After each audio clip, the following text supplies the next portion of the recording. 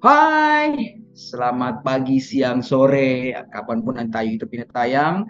Saya Uncle Joe, Director Mustika Ratu Entertainment, kembali lagi di Up and Close bersama finalis Putri Indonesia daerah Sulawesi Selatan tahun 2023. Happy New Year untuk seluruh pageant lover ya di seluruh Indonesia. Semoga tahun 2023 tahun yang berkah untuk kita, tahun yang memberikan kita semangat yang luar biasa dan juga menjadi tahun keajaiban untuk Putri Indonesia 2023. Nah, di depan kita saat ini sudah ada finalis Putri Indonesia Sulawesi Selatan yang pintar-pintar, cantik-cantik, memiliki motivasi yang luar biasa. Nah, siapa saja nih? Yuk kita berkenalan dengan mereka. Kita mulai dari finalis nomor urut 1. Nah, perkenalkan nama saya Ninur Fadila Suyana, usia 19 tahun, dengan profesi sebagai mahasiswi ilmu hukum, dengan perwakilan dari Kota Beradat, Kabupaten Bone. Terima kasih. Oke, thank you Andi. Kita sekarang ke finalis nomor urut 2, silakan. Perkenalkan, nama saya Nina Agustriani, akrab dipanggil Nina. Sekarang Nina berusia 20 tahun. Nina merupakan mahasiswi Fakultas Seni Pertunjukan dan dengan bangga mewakili Kabupaten Bulukumba. Terima kasih. Wow, kamu seni pertunjukan. Seni pertunjukan apa kamu? Seni, drama, tari, dan musik. Wih, keren. Ya, Di perguruan tinggi. Universitas Negeri Makassar. Keren. Terima Ya. kasih Nina. Kita ke finalis nomor urut 3, silakan. Baik, perkenalkan nama saya Sri Suciviani, bisa dipanggil Suci. Saya 25 tahun, profesi saya sebagai pengusaha muda, aktif sebagai desainer juga sama makeup art. Saya berasal dari Kabupaten Jeneponto. Terima kasih, Uncle. Wow, kamu makeup artis, pengusaha muda, sama ada satu lagi apa tadi? Desainer, Uncle. Desainer, luar biasa. Oke, kita doakan semoga karya-karya kamu dapat dipakai oleh orang-orang besar nantinya ya. Amin. Terima kasih, Uncle. Sama juga Suci. Oh, baik, kita ke finalis nomor urut 4. Silakan. Perkenalkan, nama saya Nur Alia Patwa, akrab disapa Yaya. Saat ini sedang berusia 20 tahun. Kegiatan saat ini saya aktif sebagai salah satu presenter di TVRI Sulawesi Selatan, juga sebagai model dan juga atlet. Terima kasih. Wow, kamu presenter ya? Oke. Iya. Di Sulawesi Selatan. Itu juga sebagai apa teh? Model dan atlet. Atlet apa? Atlet taekwondo dan karate. Well, nice to know you, Nur Alia. Nice to know you too. Sama, kita akan ke finalis nomor urut 5. Silakan. Ya, saya Tita Kamilaes, biasa dipanggil Tita. Sekarang berusia 24 tahun. Aktivitas sekarang memiliki agrobisnis di bidang pertanian, my own business skincare dan coffee shop sebagai pengusaha muda, dan saya dengan bangga mewakili kabupaten tercinta dari Kabupaten Utara. Wow, another business woman ya, finalis Putri Indonesia Sulawesi Selatan ya. Oke, terima kasih kita sudah hadir bersama kita. Sama-sama. Baik, kita finalis nomor urut 6, silakan. Perkenalkan, nama saya Andi Nadia Asara, umur 24 tahun, profesi sebagai model, asal dari Makassar. Terima kasih, Uncle. Sama-sama, terima kasih juga Andi Nadia ya. Oke, baik, kita Ya, nomor urut 7. Nomor urut 7. Baik, salam kenal Uncle Joe. Perkenalkan, nama aku Syalin Luciana Naba, biasa dipanggil Syalin. Saya berumur 25 tahun dan seorang pengusaha muda. Dan tahun ini Putri Indonesia Sulawesi Selatan ada 2 finalis Uncle dari Kota Makassar. Jadi head to head ya, ada 2 orang dari Makassar ya. Oke, good, semangat. Baik, terima kasih Shelin.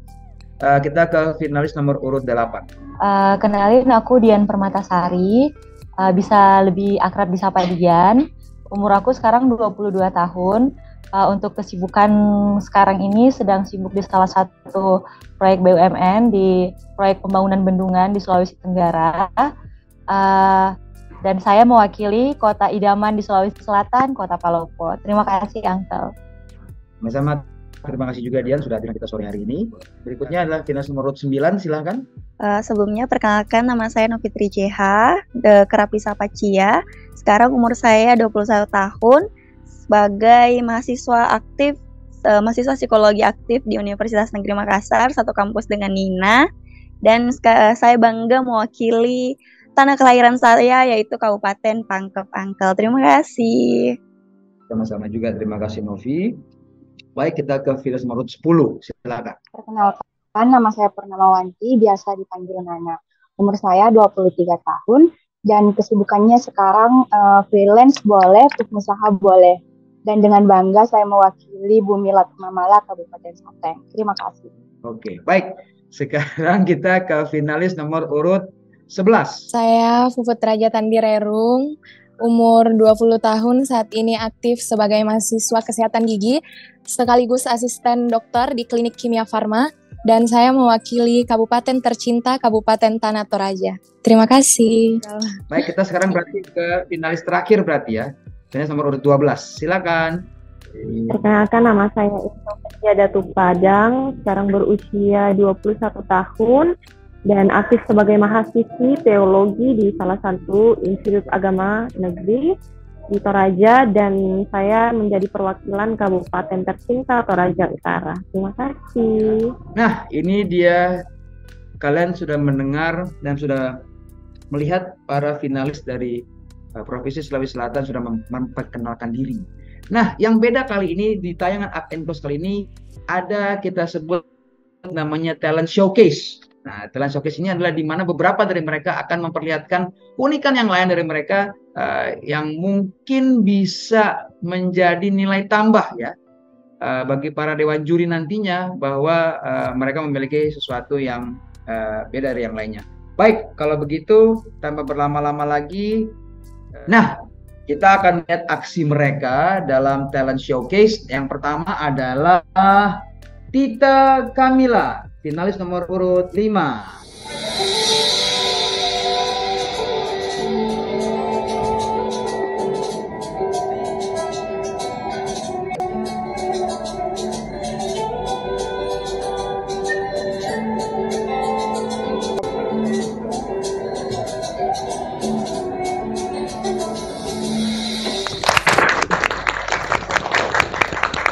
Nah, tadi kita sudah lihat finalis nomor urut 5, dancing. Kita akan sambut lagi untuk finalis yang berikutnya. Ini dia, Shelin Luciana, finalis nomor urut 7. Dulu aku kira diam itu damai. Banyak rasa dan angan yang kupendam. Waktu terus berjalan, dan kini kuusahakan. Jatuh bangun ku menemukan, pikiran ku lepaskan, damai ku datangkan.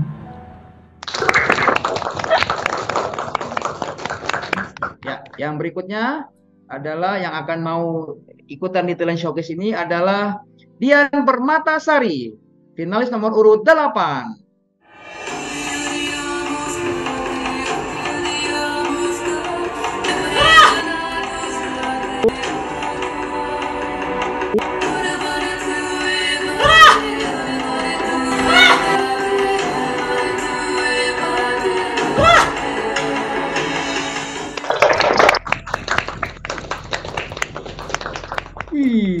Dia berdiri itu karate. Gokil. Nah, yang terakhir yang akan juga unjuk bakat di talent showcase sore hari ini bersama finalis Putri Nusa Daerah Sulawesi Selatan adalah Fufut Raja Tandi Rerung, finalis nomor urut 11.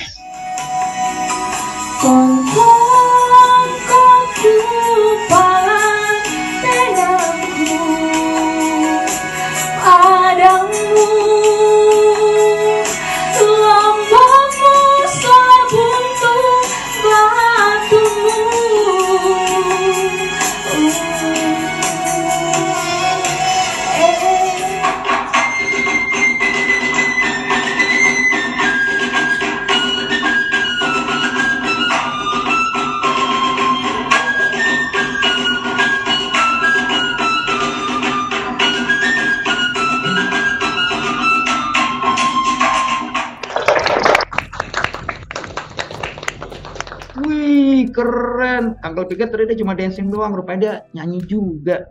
Oke, keren, keren, keren. Jadi seperti nggak ada lagi nih yang lain, cuma ada 4 finalis, ya udah nggak apa-apa. Nah, kita akan kembali lagi ke segmen berikutnya, segmen yang menjadi inti dari Up and Close. Mau tahu kisah mereka seperti apa? Kita kembali setelah yang satu ini.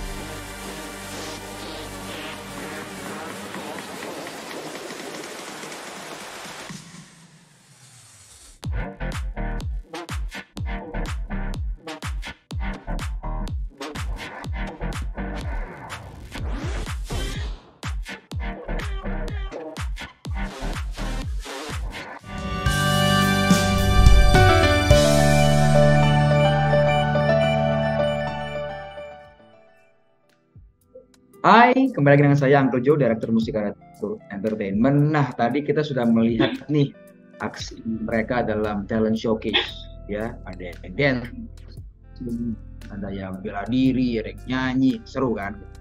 Sekarang kita akan mengetahui lebih dalam tentang mereka. Banyak hal-hal yang saya dapat dari para finalis ini yang juga mungkin bisa menjadi inspirasi untuk banyak orang. Yang finalis nomor 29. Selamat sore Novi. Selamat sore Uncle. Baik. Jadi Uncle dapat info bahwa kamu dulu menjadi seorang relawan musibah gempa ya. Palu pada tahun 2018, menjadi relawan saat kamu masih SMK kelas 12. Menjadi relawan untuk musibah gempa di Palu. Mungkin bisa dijelaskan sedikit, saat itu memang kamu lagi tinggal di Palu atau bagaimana? Jadi pada saat itu Uncle kan Cia sendiri masih sekolah kelas 12 tepatnya, dan musibah itu tiba-tiba terjadi. Jadi para korban kan dievakuasi ke beberapa kota yang ada di Indonesia yang terdekat dari lokasi. Nah, salah satunya itu tempat kota di mana Cia bersekolah, yaitu di Kalimantan Timur, tepatnya di Kota Balikpapan. Nah, pada saat itu kebetulan memang Cia ada keluarga di Palu dan syukurnya alhamdulillah tidak terkena. Tapi setelah melihat para postingan teman sosial media, melihat semua korban, Cia merasa terketuk hatinya, entah dari mana, ingin terjun menjadi seorang relawan karena kebetulan pada saat itu korbannya dievakuasi di bandara Uncle, pada saat itu di bandara, dan jaraknya dari rumah Cia lumayan, ada sekitar 2 jaman. Sebenarnya awalnya berpikir bakal lanjut jadi relawan apa tidak, karena mengingat juga sudah kelas 12. Tapi pada saat itu Cia berpikir lagi, kalau hal baik kenapa tidak? Seperti itu Uncle. Kenapa harus menunda hal yang bisa membahagiakan orang lain dan membuat kita merasa nyaman juga, seperti itu. Jadi pada saat itu Cia mengambil keputusan untuk tetap lanjut menjadi relawan dengan rundown-nya Cia itu pagi jam setengah 7 pagi itu Cia berangkat sekolah pada saat itu, dan sekolah Cia itu full day. Jadi sampai hampir jam 5 sore. Setelah itu Cia langsung berangkat ke bandara. Cia jadi relawan sampai dengan jam 2 pagi, dan itu berlangsung kurang lebih 1 bulan Uncle. Seperti itu. Bulan rutinitas kamu jam 7 sampai ke bandara, jam setengah 2 pagi baru pulang. Iya Uncle. Seperti itu. Ya, Uncle sih yakin bahwa setuju dengan yang kamu sampaikan, bahwa ketika kita ingin melakukan satu kebaikan, kenapa ditunda? Baik, kamu melakukan ini selama 1 bulan, oke?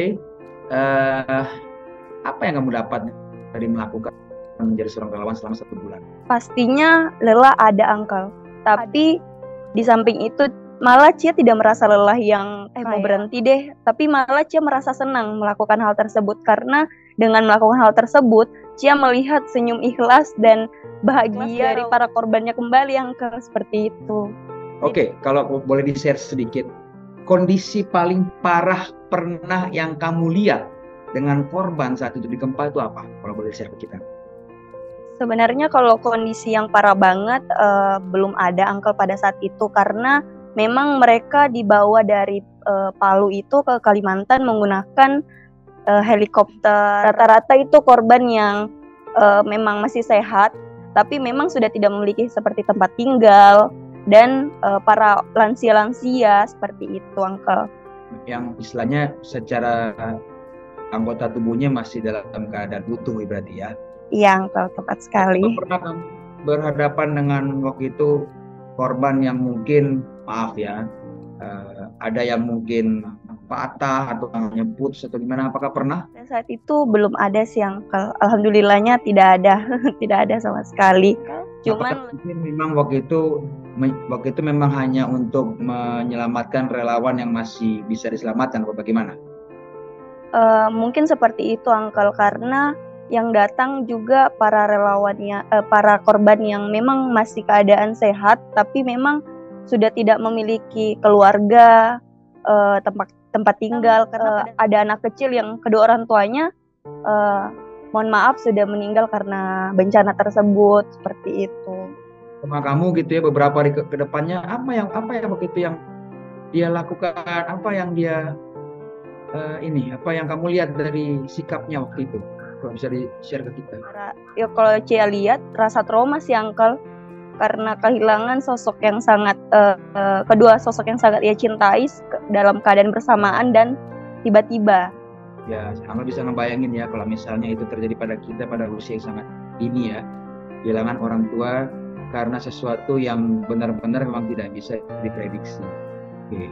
Well, semoga yang Cia lakukan kemarin ketika gempa dampak yang positif ya untuk para korban, paling tidak memberikan semangat hidup ya buat mereka untuk terus melangkah menuju kemudian hari.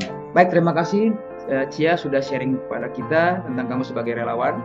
Berikutnya kita akan ke finalis nomor urut 7, Selin Luciana. Apa kabar, Selin? Luar biasa, Uncle.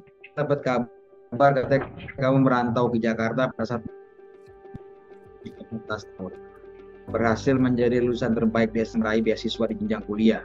Tahun 2019 Selin membuka bisnis di bidang fashion, namun bisnis itu harus mungkin tidak bernasib baik ya karena pandemi COVID-19. Mungkin sedikit diceritakan merantau ke Jakarta ketika usia 14 tahun itu sendiri atau bagaimana? Oke, thank you Uncle untuk kesempatannya. Betul sekali. Jadi pada umur 14 tahun itu aku memutuskan untuk merantau sendiri. Jadi waktu itu masuk ke sebuah SMA dan tinggalnya di asrama, Uncle. Kenapa kamu pengen merantau ke Jakarta pada saat usia 14 tahun? Apa yang kamu kejar di Jakarta? Sebenarnya mungkin karena aku melihat kakak aku juga ya, Uncle, karena dia juga bersekolah di luar. Lalu aku mendapat pemikiran kalau sepertinya kalau aku di rumah terus, semuanya serba nyaman. Jadi sepertinya aku harus memberikan diriku tantangan tersendiri dengan cara belajar hidup sendiri. Akhirnya kamu sempat meraih beasiswa di jenjang kuliah. Nah, aku pengen tahu, penasaran, yang tahun 2019 bahwa kamu buka bisnis di bidang fashion, kemudian pandemi. Emang waktu itu kamu buat apa yang kamu lakukan? Oke, jadi tahun 2019 aku dan partnerku itu dia juga teman baik aku dari SMA, Uncle. Kita memutuskan membuka sebuah bisnis yaitu penyewaan kebaya modern. Karena kita suka banget dengan kebaya dan pada saat itu biasa kalau di Indonesia kalau habis lulus sidang skripsi wisudanya kan pakai kebaya, Uncle. Jadi kita biasalah wanita, kita mau tampil paripurna, Uncle. Lalu pada saat itu kita kesulitan untuk menemukan kebaya modern. Jadi akhirnya kita memutuskan, karena background aku juga manajemen bisnis, jadi kita memutuskan kenapa kita nggak buka sendiri aja. Dan pada saat itu juga karena aku domisili di Tangerang, Uncle, di situ juga banyak perkuliahan dan sekolah. Jadi kita merasa ini sepertinya peluang yang sangat baik. Lalu tiba-tiba di tahun 2020 pandemi datang. Dan tidak ada wisuda, tidak ada acara sama sekali, Uncle. Jadi akhirnya kita harus dengan penuh rasa sedih, akhirnya kita harus tutup dulu sementara. Kemudian apa yang kamu lakukan setelah pandemi sudah berubah menjadi endemi? Apakah kamu meneruskan bisnisnya atau bagaimana kan? Betul, Uncle. Jadi setelah kita udah coba juga beberapa strategi untuk beradaptasi dengan pandemi pada saat itu, tapi hasilnya kurang memuaskan. Jadi kita memutuskan untuk membuka sebuah bisnis baru yang beda industri juga. Dan alhamdulillah puji Tuhan bisnisnya masih berjalan sampai sekarang. Lalu karena sekarang juga pandeminya sudah berubah menjadi endemi, sebenarnya bisnis yang sewa kebaya itu sudah mulai aku jalankan lagi, Uncle, karena wisuda juga udah kembali diadakan. Jadi intinya memang kamu pure business woman kayaknya ya. Jadi coba satu tidak berjalan, buka lagi yang lain yang mungkin berbeda bisnisnya, berbeda genrenya. Tapi memang ya mungkin itu yang namanya tekad ya. Orang kalau sudah pantang menyerah ya, jadi mau apa kondisinya ya, kalau memang sudah sukanya di situ, passionnya di situ ya tetap harus dicoba ya. Baik, terima kasih Shalin sudah sharing dengan kita sore hari ini. Berikutnya silakan ke Nur Alia Patwa, finalis nomor urut 4. Nah ini agak unik ya. Kamu mau untuk share ya? Kamu dapat info katanya kamu terlahir dengan tanda lahir, Pak. Yang nggak tahu dia apa. Iya. Ya, tumbuh dengan fisik yang lebih tinggi dari anak-anak seusianya, sehingga seringkali dari TK sampai SMP kamu diledek katanya. Hal ini membuat kamu katanya sempat mental terganggu. Boleh di-share ke kita seperti apa? Kalau ditanya mengenai kisah kehidupan ya, there is a lot of memorizing story, but I will tell you one of the best story of my life that I learned a lot of lesson from it. Seperti yang telah saya jelaskan, lahir dengan sebuah tanda lahir di bawah rahang kiri saya dan tumbuh dengan badan yang lebih tinggi dari anak sebaya saya. Dulu saat duduk di bangku TK tuh sampai SMP, saya mendapatkan perundungan atau yang akrab disebut dengan bully, dikatain tompel berbulu domba, dikatain tedong bonga, dan banyak-banyak lainnya, malah sempat juga jadi suruh-suruhan mereka untuk membelikan makanan dan lain-lain sebagainya. Kamu sempat malu nggak ke sekolah? Malu, Uncle. Iya, malah sempat saya membahas dengan mama tuh, Mama, I cannot do this anymore. Tolong pindahin ke sekolah lain aja deh. One of my best support system is my mother. She always told me that, ya, ada keindahan dalam sebuah ketidaksempurnaan. You have to accept yourself so other people can accept yourself too. So dari situ, ya mama selalu beri support, how to love myself, how to, redeem my stress. Karena itu menurut saya mungkin untuk orang lain hal yang simple, but for me it's a really hard situation. Setelah kamu dewasa, kan kamu usia sekarang berapa? Sekarang memasuki usia 20 tahun. 20 tahun. 20. Apakah masih mengalami hal yang sama? Sometimes iya, Uncle, tapi lebih halus caranya. Though it's more like, you udah tanda lahir ya, lumayan lucu ya. Sekarang lagi jerawatan ya, lu nggak merawat diri dan lain-lain lagi. Baik, kita ngomong mengikuti kontes beauty pageant. Ketika kamu mendaftar Putri Indonesia Sulawesi Selatan, apakah terbersit bahwa they have something, gitu kan? Sempat nggak kepikiran itu? Apakah memang kamu ya udah just go for it aja? I don't care about this. Ya sudah, kalau aku bisa lolos, aku lolos. Kalau enggak apa. Atau gimana? Kalau kita ngomong seorang Putri Indonesia, kontes beauty pageant yang dilihat adalah perfection. Mulai tidak kan ada mind, body, and behavior. Mind, jadi pikirannya has to be a smart woman. Body berarti secara proporsional, secara looknya has to be perfect, flawless gitu. Behavior berarti tingkah lakunya, sopan, lembut. Ketika kamu memiliki tadi yang kamu bilang sebuah tanda lahir, apakah itu terbesit buat kamu bahwa ini bisa menjadi sebuah, ganjalan ataupun rintangan kita yang kamu mengikuti kontes ini? Apakah itu sempat terbesit? Menurut saya tidak, Uncle. Karena tanda lahir yang saya miliki dalam pikiran saya dan yang saya yakini adalah sebuah anugerah yang Tuhan berikan kepada saya yang tidak semua orang dapat miliki. Oke, baik. Jadi kamu melihat dari sudut pandang itu berarti ya. Iya. Baik kalau begitu.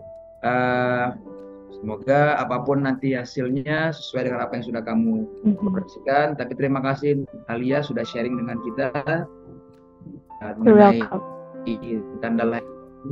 Itu tidak semua orang ya willing untuk share hal-hal seperti itu, terutama ke publik ya. Apalagi kamu mengikuti sebuah kontes beauty pageant. Baik, oke. Nah, para pageant lover, tadi kita sudah mendengar 3 kisah dari para finalis. Tapi sebelum kita ke segmen berikutnya, Uncle mungkin ini untuk siapa saja bisa menjawab ya gitu. Tahun 2022 finalis Sulawesi Selatan mengirimkan 2 orang. Yang pertama adalah Adila yang lolos lewat pilihan juri. Satu lagi adalah Dini Wijaya yang lolos dari voting. Jadi Dini itu waktu itu sebagai Putri Indonesia favorit Sulawesi Selatan, dan dia juga mengalahkan voting dari Kepulauan Sulawesi sehingga dia mewakili Sulawesi Selatan 2, dan Dini sempat masuk dalam top 11. Baik, jadi hal yang orang baik mempertanyakan bahwa apakah pemenang voting itu sih bakal setara atau bakal diperhitungkan. Nah, ini sudah menjawab semuanya ya pageant lover ya, bahwa pemenang voting ketika Anda lolos lewat voting dan masuk sebagai perwakilan daerahnya yang sebagai pemenangnya, Anda akan tetap ditreat sama seperti pemenang dari pilihan dewan juri. Baik, Uncle yang ingin tahu dari ada 12 ya dan Indonesia Sulawesi Selatan. Apakah ada yang memiliki target lebih dari seorang Dini dan Adila di tahun 2023? Jika iya, siapakah orangnya dan kenapa menurut kamu misalnya aku menargetkan kalau aku lolos aku akan berada di misalnya top 5 atau top 3 atau top 10. Ada yang mau jawab itu? Silakan. Uncle. Aku? Ya, silakan dia. Iya, kalau aku sih Uncle, terima kasih Uncle kesempatannya. Kalau aku sendiri sih kalau ditanyain soal target, misalkan semisal Dian yang mewakili Sulawesi Selatan ke ajang nasional. Nah, tapi cuman kalau ditanya kenapa Dian yakin, Dian sebenarnya lebih terinspirasi dari top 6 yang Arina Reskiana Sulawesi Tenggara. Ya. Kebetulan Arina Reskiana itu kemarin adalah sahabatnya Dian pada saat berkuliah di Makassar. Kebetulan dari satu manajemen juga kemarin Uncle yang I know her so much. Aku tahu benar-benar Arin itu bagaimana. Aku tahu kelebihan dan kekurangannya Arin itu seperti apa. Dan aku yakin aku dapat mengcover beberapa kekurangan Arin yang waktu pada saat berada di nasional. Yang mungkin itu akan menjadi kekuatan penuh untuk Dian.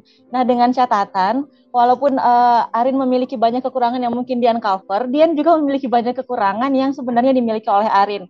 Nah, namun karena saat ini posisinya Arin sudah memiliki pengalaman yang lebih dari Dian, posisinya juga sudah menjadi sahabat yang dekat sama Dian. Jadi untuk sharing, untuk hal-hal yang bisa membantu Dian, memperlancar Dian di ajang nasional nanti, Dian yakin Dian bisa menjadi yang lebih baik daripada Arina Reskiana kemarin. Okay, nice. Okay, good.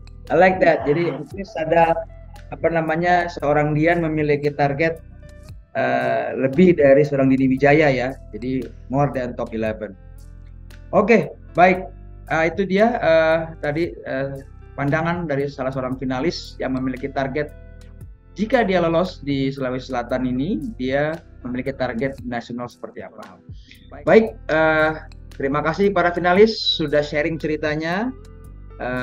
Jangan lupa untuk meminta dukungan sebanyak-banyaknya ya. Semoga apapun yang kalian sudah persiapkan, hasilnya sesuai dengan apa yang akan kalian capai.